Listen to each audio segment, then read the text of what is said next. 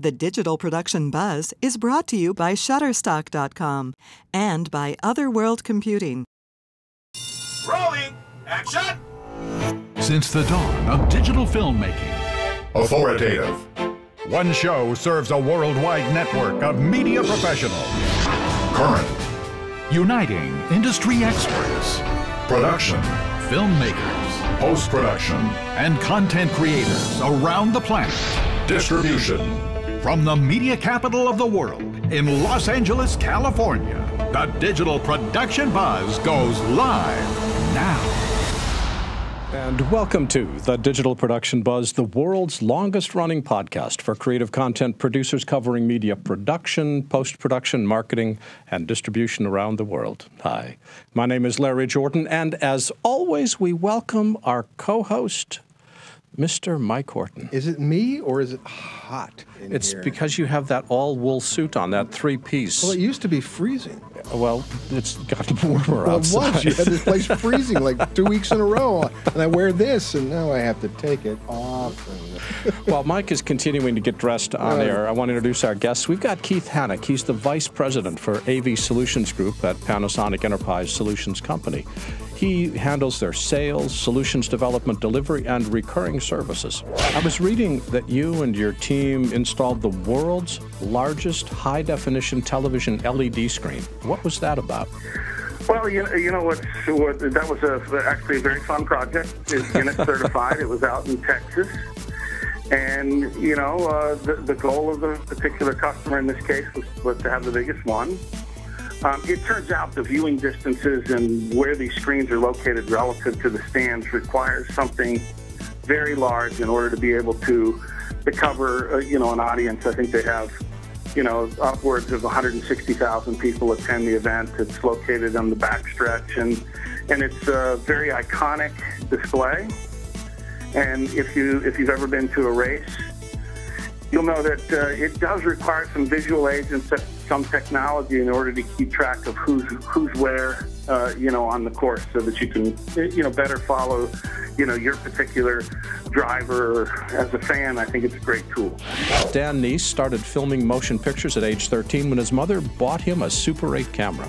In 1979, while finishing his master's in media arts at the University of South Carolina, Dan learned Steadicam from its originator and inventor, Garrett Brown, which led to a 28-year career as a Steadicam operator, including 3 feature films with David Lynch. Tonight, he shares his secrets on successful cinematography and Steadicam work.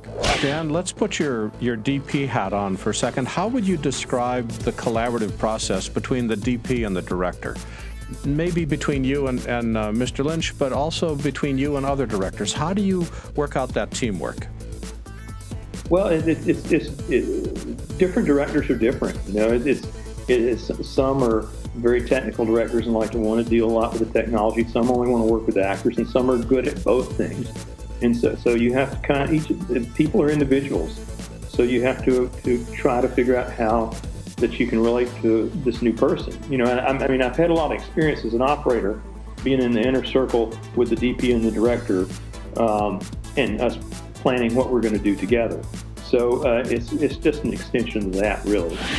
Ian Cohen is a songwriter and composer with over 30 years' experience writing, arranging, and recording original music. Ian is a avid recording artist working comfortably in several genres and currently recording tracks with touring artists Mick Mahan from Pat Benatar and Neil Giraldo and Tony Pia from Doobie Brothers. Tonight he talks about what it takes to write songs and compose music. Is there a difference between composing for a film and composing for a song? Because the song is built on an emotional hook. Is there still storytelling with film composition as well? Yeah, so with the film it is different because you have to also, there's parts in each segment of film that you have to score to in a way. There's a vibe to it, and you have to look at the film, each cue, and look at the way that the vibe of that is, and if it's a certain emotion that's trying to be portrayed, if it's comedy or if it's drama or if it's whatever it is, you have to really try to key into the emotional effect. So let's just say we're just people that go watch a movie and what moves you or what causes you to react.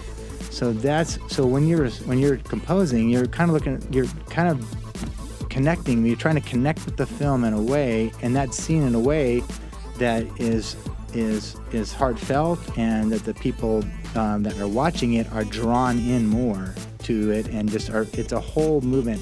So when I watch a movie, sometimes I'll get the chills, or that whole with chicken skin or whatever, that I call it the chill factor. That's kind of the art of film composing. How you are able to match the music for whatever the scene is. Michael, it is always fun to listen to the creative process and how the creative process works and how people create music or create commercials or digital signage. I was one of those kids who was bullied early because I played the accordion. Are you serious? I did. I played the accordion when I was a kid. I played That was the baritone. instrument I chose. Parents said, choose an instrument. I chose the accordion. You and Lawrence So I was Welk. playing polka, for God's sakes. It was just, I look back, what was I thinking? It's like, not the guitar, not the piano, the accordion. These highlights are from the Digital Production Buzz on March 19th, 2015.